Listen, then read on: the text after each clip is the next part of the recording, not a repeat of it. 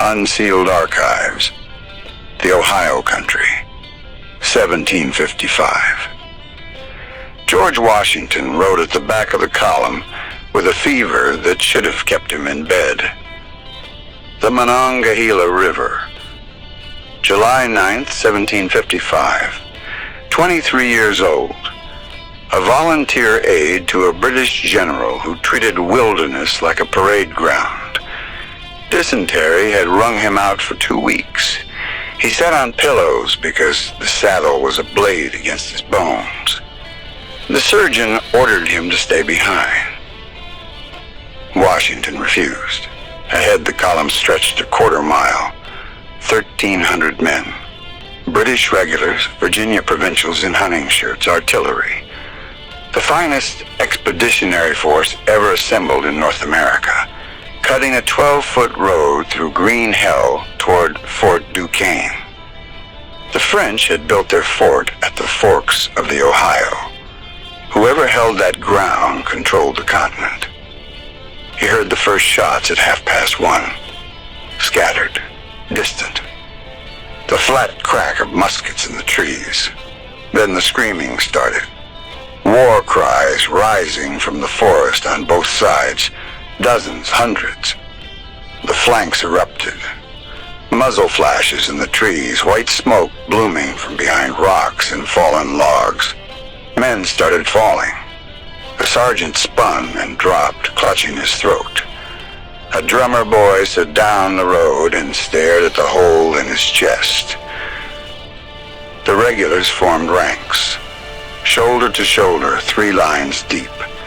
They raised their muskets and fired into the trees. Synchronized thunder. They hit nothing. The enemy stayed invisible. The French and their Indian allies fired from cover, picked off the officers, melted back before the British could fix bayonets. The regulars reloaded and fired again, into the trees, into the shadows, into nothing. Washington kicked his horse forward. The fever ceased to matter.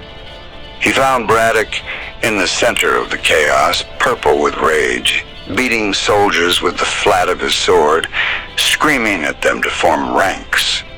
The men were trying. They stood in their lines and loaded and fired and died. "Sir, the Virginians. Let me take the Virginians into the trees. The provincials will hold the rear. We fight as regulars." "Sir, the regulars are dying. The enemy won't stand." "We fight as regulars." A bullet snapped past Washington's ear. His horse flinched. Braddock had already turned away, riding toward a collapsing flank, shouting for formations that no longer existed. Washington found the Virginia companies near the rear. They were behind trees, behind wagons, firing at targets they could see, fighting like the enemy fought. "On me!" Washington shouted. "Rally on me!" He rode into the chaos. A musket ball punched through the left side of his coat. He felt the tug, the heat of the passing lead. He gathered what men he could and led them toward the right flank, where the fire was heaviest. They fought for 2 hours. He watched the finest army in North America come apart like wet paper. His first horse went down, a ball through the skull. He scrambled clear, found a riderless mount, pulled himself back into the saddle. A second ball went through his coat. Right side under the arm, a third near the hem. A fourth through the collar, missing his neck by inches. He rode through a storm of lead and emerged whole. Officers dropped around him. Halkett dead. Chumley dead. Morris and Orme wounded. Braddock, shot through the arm and the lung, dragged from his horse by aides who were themselves bleeding. By 5 o'clock it was over. The army broke. Men threw down their muskets and ran, trampled their own wounded, left the artillery, fled back toward the river. Of 1,300 men, nearly 1,000 were dead or wounded. Washington stayed. He gathered the Virginia survivors, formed a rear guard, and held the road until the wreckage of the British force crossed back over the Monongahela. They buried Braddock 2 days later in the road, in the middle of the retreat route. Now, Washington read the service because the chaplain was dead. They marched the wagons over the grave to hide it. That night, he sat alone by a small fire and pulled off his coat. He held it up to the firelight, 4 holes. He put his finger through the first one, left breast. The ball had passed through both layers of fabric without touching his shirt. The second, a direct line through the space his ribs occupied. The third, and near the hip. If he had been leaning forward, it would have taken the spine. The fourth at the collar, close enough to singe the wool. 4 bullets. 2 horses shot out from under him. Every officer of rank around him dead or bleeding. And he sat here, whole. The Indians had aimed at him. He saw their eyes, the smoke from their rifles, and he lived. He touched the first hole, the ball that would have taken his heart. He wondered briefly if that would have been easier. Then he put the coat down and went to check on the wounded. The map on Washington's desk was a lie. The Potts House, Valley Forge, February 1778. He had drawn it himself. Blue lines for American positions, red for British. The red was a cancer. It held New York. It held Philadelphia. It pulsed out along the roads and rivers, consuming the paper continent. 11,000 men outside were starving because of this map. Because he could not see what the British saw. A knock. Benjamin Talmadge stepped into the firelight, 24 years old, Yale educated. The face of a scholar, the eyes of a man who had seen Long Island and learned that wars were won by seeing first. "Lock the door, Major." The iron bolt slid home. "You have been watching the camp," Washington said. "What do you see?" "I see men holding on by their fingernails, sir." "And what are they holding on to?" "The idea that you know what comes next." Washington raised his head. The firelight carved the hollows of his face. "I don't." The admission hung between them. "The British know what I'm going to do before I do it. They have a network, professional, invisible. They see in the dark." He tapped the map. "This is what they let me see. The rest is shadow." He stood. "I am going to ask you to build something, Major. Something that will not appear in any official record. Something that, if it fails, I will deny ordering." "I understand, sir." "Eyes in New York and Philadelphia, in every place they think is safe. I need to know troop movements, supply routes, the names of their informants. I need to read General Clinton's mail before he does." "That's impossible." "Yes. That is why I'm asking you." He walked to a small cabinet, unlocked it, and removed 2 glass vials. One held clear liquid. The other held ink, but thicker, sympathetic ink. They called it the stain. He wrote between the lines of a flower requisition, and the words vanished as they dried. Talmadge swept the reagent across, and the words bloomed black, rising from the paper like ghosts given flesh. Talmadge produced a small notebook. 727, New York. 728, Long Island.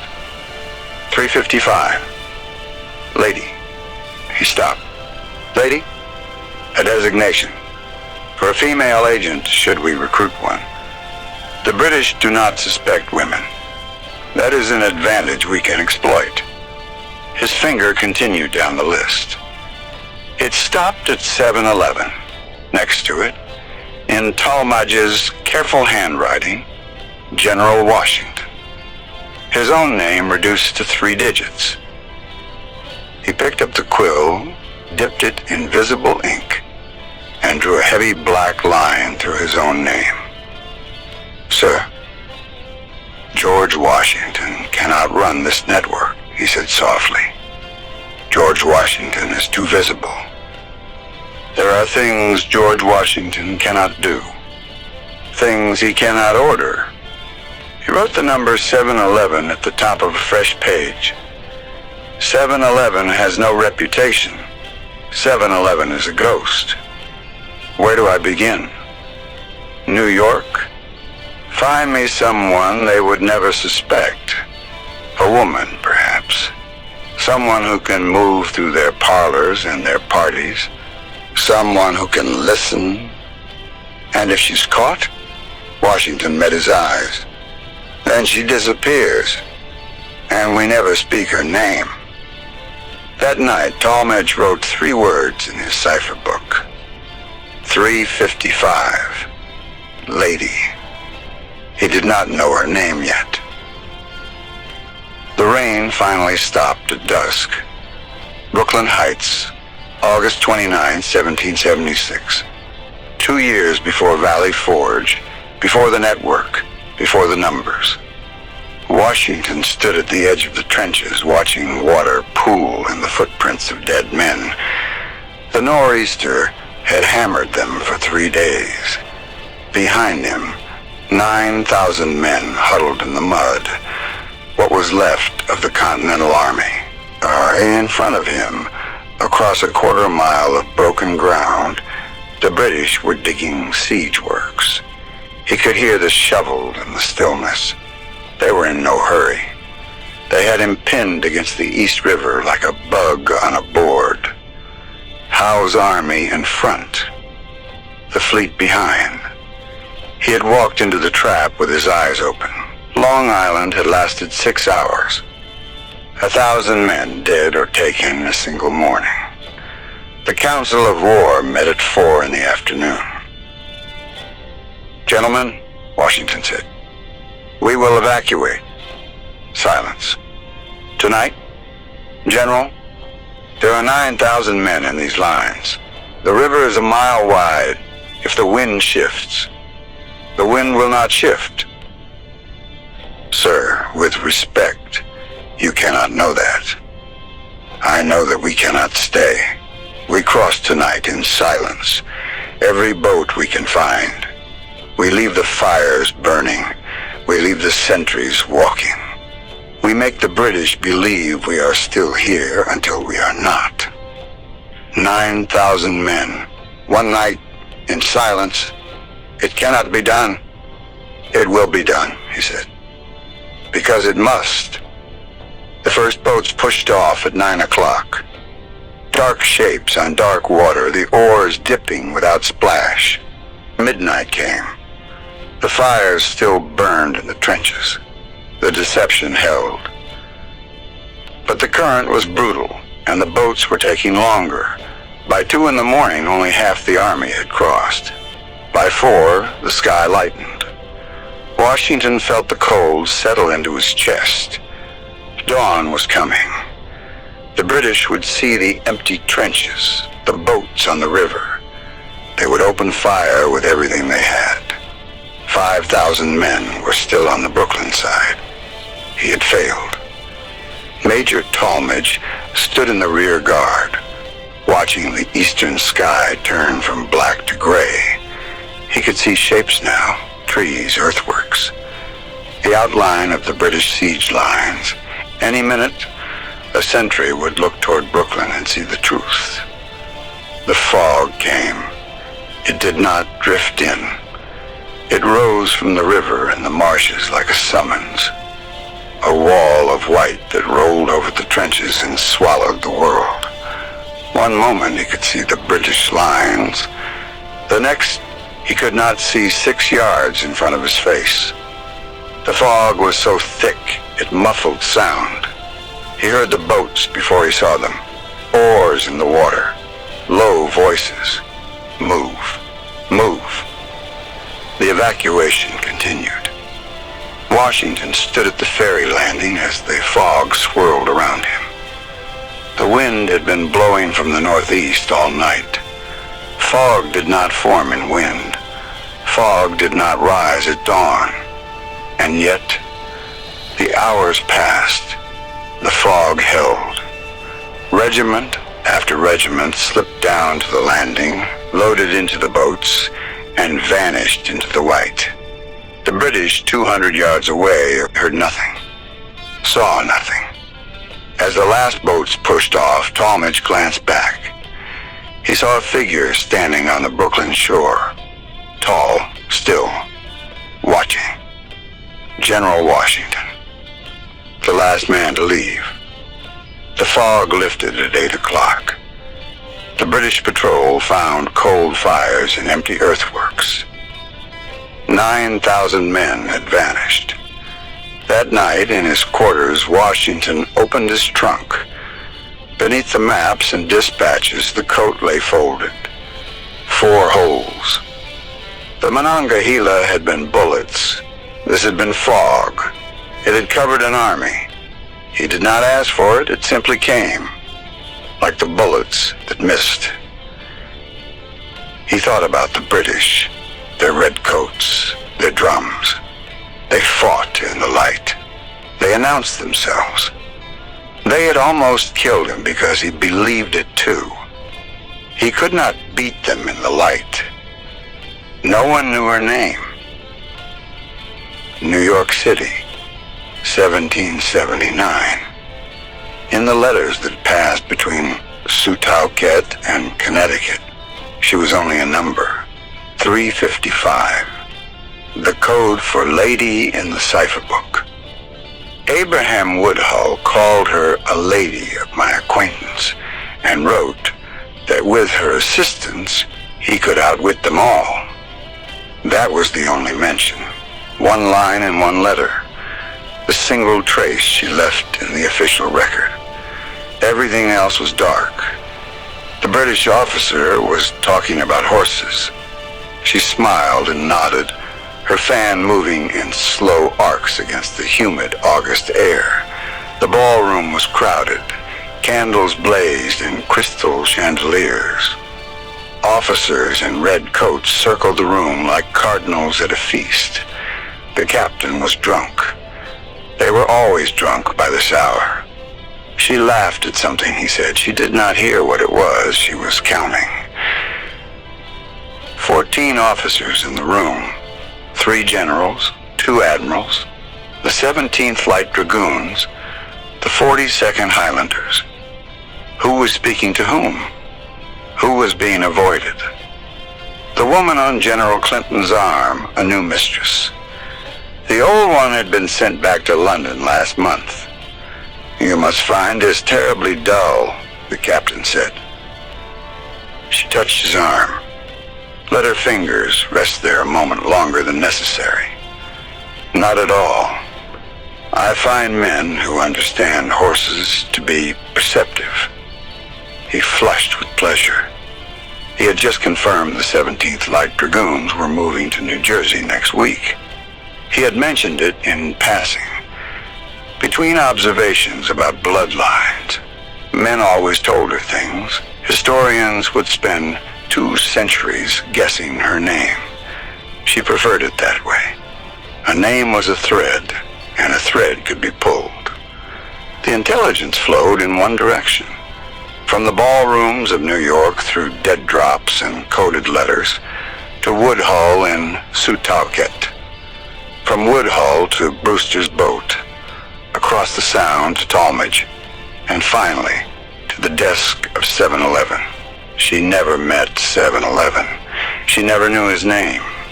She knew only that somewhere a man she would never see was reading her reports. A man who had erased his own name so that names like hers might one day be spoken in freedom. The boy was going to freeze to death before Washington's eyes. Valley Forge. December 23rd, 1777. He stood at the edge of the parade ground watching the Pennsylvania Company drill in the brittle morning light. The men had no uniforms, only what they'd scavenged or stolen. The boy was in the back row, 16 maybe. His feet were wrapped in rags, the cloth black and stiff with old blood. He stumbled on the third thrust, caught himself, pushed forward again. A commotion at the edge of the woods. Two soldiers dragged a third between them. The man between them fought, wild, desperate. "I'm going home. You can't stop me. I'm going home." Deserter.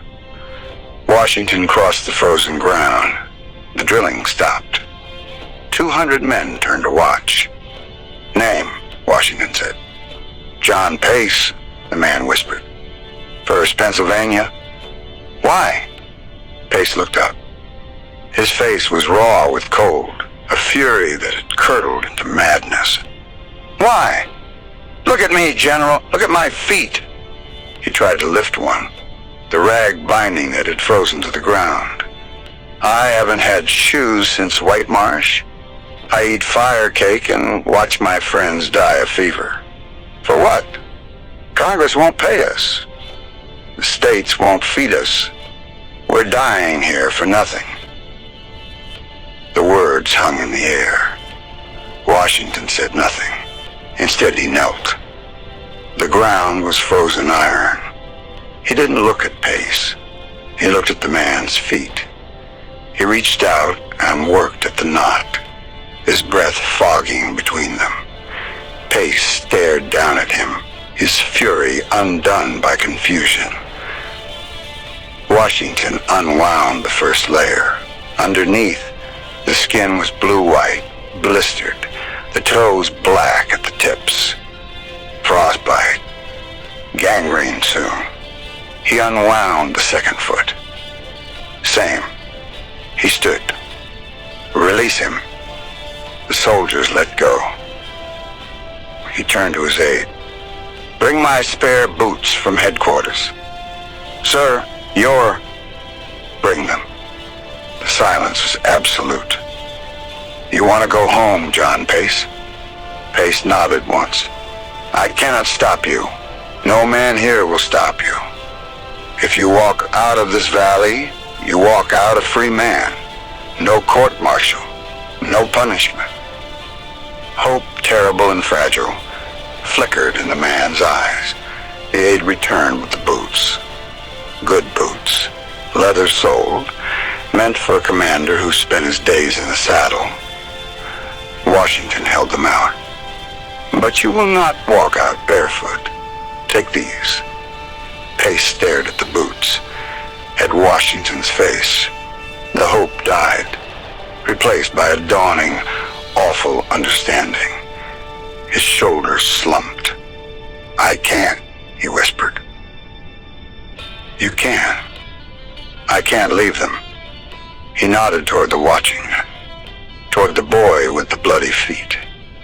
"They're staying." Washington said nothing.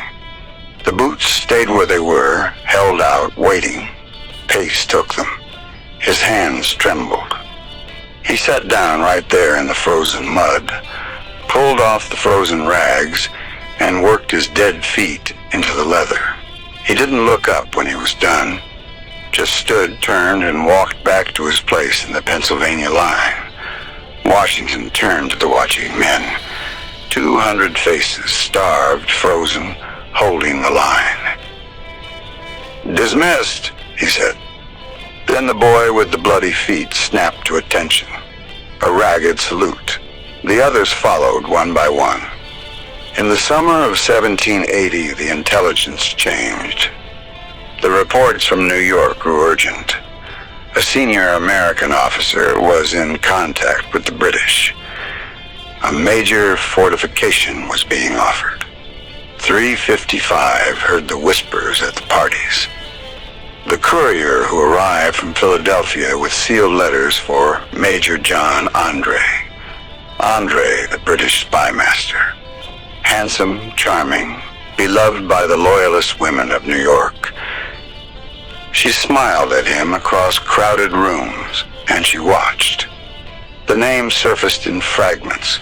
A general, a hero of Saratoga. A man who felt unappreciated by Congress.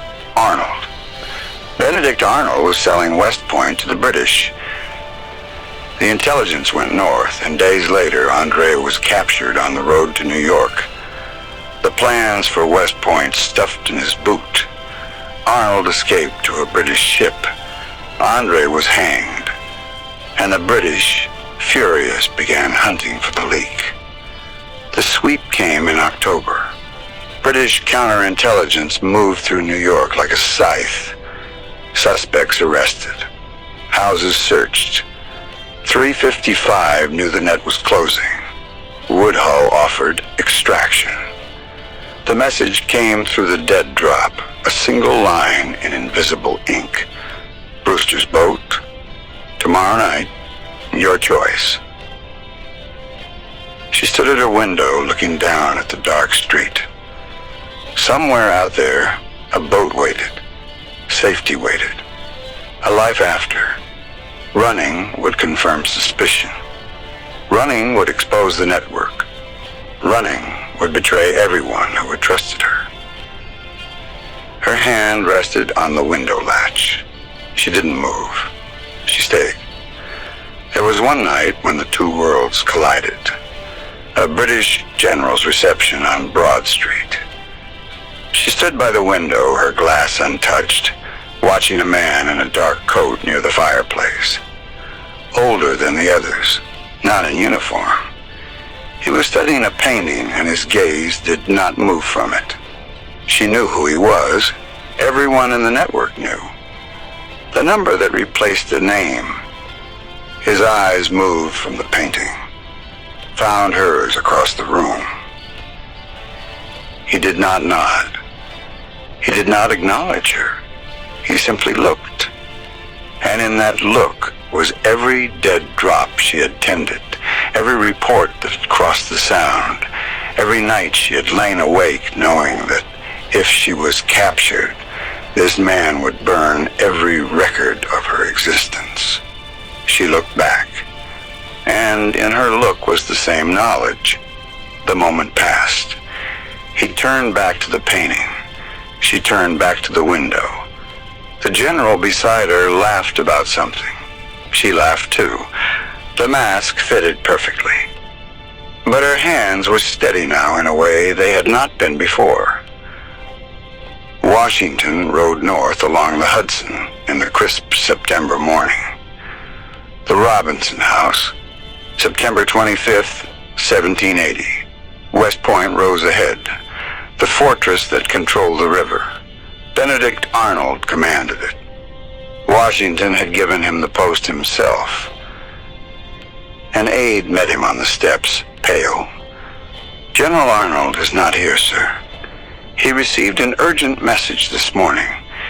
He rode to West Point immediately." Washington inspected the fortifications. The walls were undermanned. The chain across the river had been weakened. He made notes. He kept his face neutral. Alexander Hamilton met him at the door when he returned. "Sir, you need to see this." On the desk was a bundle of papers, muddy, wrinkled. They had been hidden in someone's boot. A detailed map of West Point's defenses, a summary of the garrison's supplies, and a letter addressed to Major John Andre, written in a hand Washington knew well. Arnold was selling West Point to the British. Washington set the papers down. Hamilton and the aide stood in the doorway. Whom can we trust now? No one answered. He remembered Valley Forge, Arnold raging about Congress, about the lack of supplies, about the ingratitude. Washington had listened, had nodded, had thought, this man understands. Arnold hadn't been raging for the cause. He'd been raging for himself, for the recognition he felt he was owed. Major John Andre was hanged on October 2nd, 1780. Washington signed the order. Andre asked to be shot like a soldier instead of hanged like a spy. Washington denied the request. The rules of war were clear. Witnesses said Andre placed the noose around his own neck. 355 was caught in the sweep that followed. They took her in the street at twilight. 3 soldiers pulling her toward a cart, her dress ripped at the shoulder. The gold buttons from her coat scattered on the cobblestones, winking in the last light. She did not struggle. The cart door slammed. Washington learned of it weeks later. A brief report from Talmadge, 2 lines in neat script. Agent lost. 355. He read the report twice. He walked to the fireplace. He held the paper over the flame. The edge blackened, curled. The neat script disappeared into smoke. He let it go. The paper flared, bright and brief, then fell to ash. That was the gift he could give her. There would be no record. He sat alone as the fire burned low. He had erased himself first, become a number, become an absence. But sitting in the dark, he wondered what was left when the erasure was complete. HMS Jersey sat in Wallabout Bay like a rotting coffin. The prison ship had once been a warship. Now it was a tomb, hundreds crammed into a space designed for dozens. Disease swept through in waves. Men died every night. Their bodies were thrown overboard each morning. 11,000 would die on the Jersey before the war ended.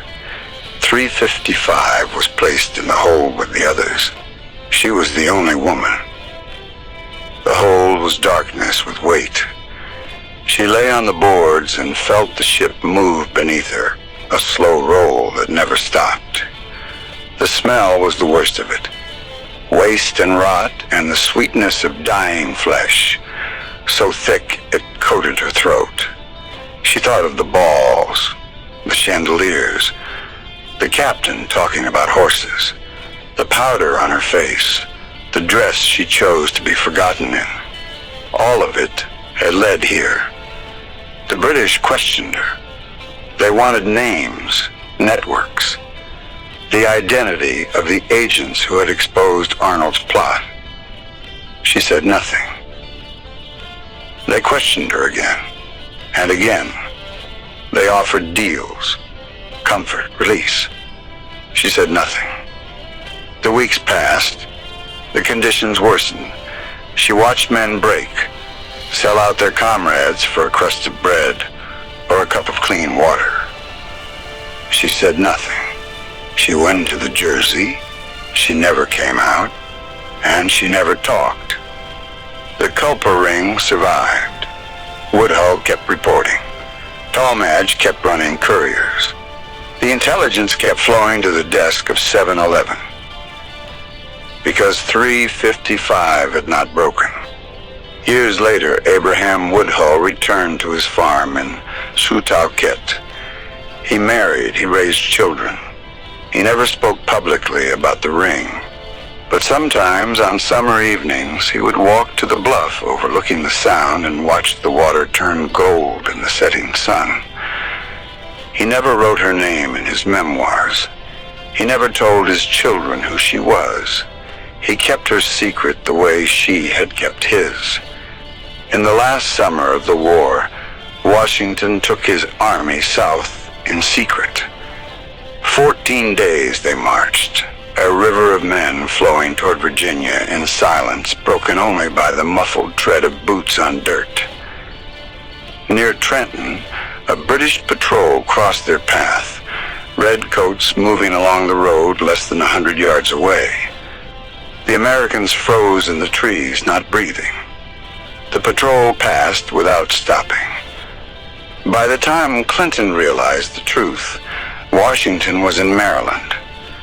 By the time British ships sailed south to warn Cornwallis, the French fleet had already arrived. 28 ships. The bay sealed. No escape north, no escape south. Washington read the dispatch standing in a field that smelled of cut grass and wood smoke. He was 49 years old. He had been doing this since he was 23. He folded the paper and put it inside his coat. October 17th. A drummer appeared on the British parapet at Yorktown.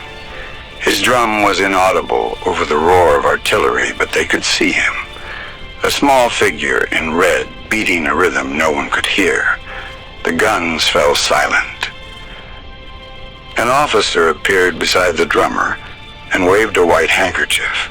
6 years. The fog on the East River.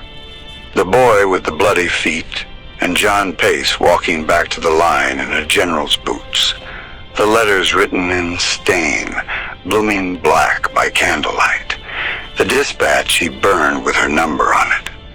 Braddock's field, where 4 bullets went looking for him and could not find him. All of it had led here, to a drummer on a wall, beating for silence. Washington watched the small red figure for a long moment. Around him, men climbed the works to see it with their own eyes. He did not move. The British marched out of Yorktown 2 days later between 2 lines of soldiers, French and the white on one side, Americans in whatever they had on the other. Cornwallis claimed illness and sent General O'Hara in his place. O'Hara rode toward the Allied commanders and offered Cornwallis's sword to the French general first. Rochambeau shook his head. He pointed to Washington. O'Hara turned. He faced the tall Virginian in the plain blue coat, faded, frayed at the cuffs. He extended the sword. Washington did not take it. He nodded toward Benjamin Lincoln. Lincoln had been forced to surrender to the British at Charleston the year before in disgrace. Now Lincoln accepted the sword. Washington stood motionless as the muskets and cartridge boxes were piled in the field. An empire laying down its weapons and walking away. He touched his chest where the holes would have been. The skin was whole. It did not feel whole.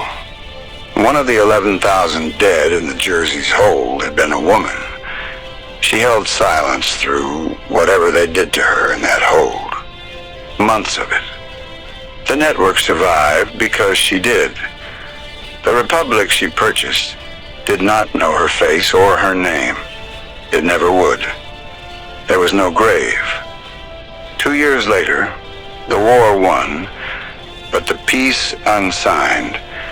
His own officers nearly ended the republic before it began. March 1783, Newburgh. The army had not been paid, and Congress was stalling.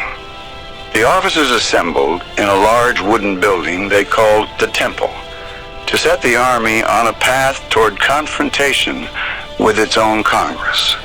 Washington walked in unannounced. The room went silent. He moved to the front and looked at the faces. Men he had led for 7 years. Men who had frozen at Valley Forge and marched to Yorktown. Men who were about to destroy everything they had built. He read them a speech. He acknowledged their grievances. He honored their sacrifice. He reminded them what they had fought for, independence, and the principle that power came from the people, not from the barrel of a gun. The officers listened. Some nodded, some stared at the floor. The mood shifted, but did not break. Washington reached the end of his prepared remarks. He paused. He pulled out a letter from a congressman, promising the government would honor its debts. He squinted at it, brought it closer. Then he reached into his pocket and pulled out something the officers had never seen him use. Spectacles. "Gentlemen," he said quietly, "you will permit me to put on my spectacles." for I have not only grown gray, but almost blind in the service of my country. Men who had charged bayonets at Yorktown covered their faces and wept.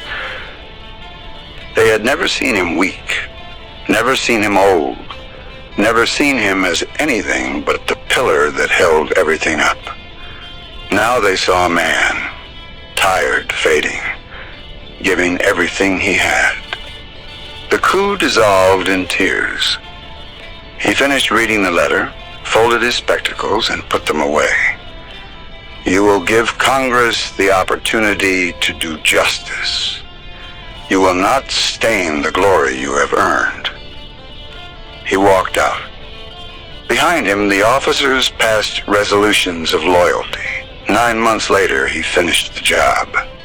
December 23rd, 1783. The Maryland State House at Annapolis.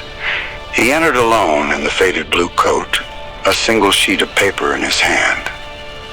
The most powerful man on the continent, holding the one thing no victorious general in the history of the world had ever willingly surrendered.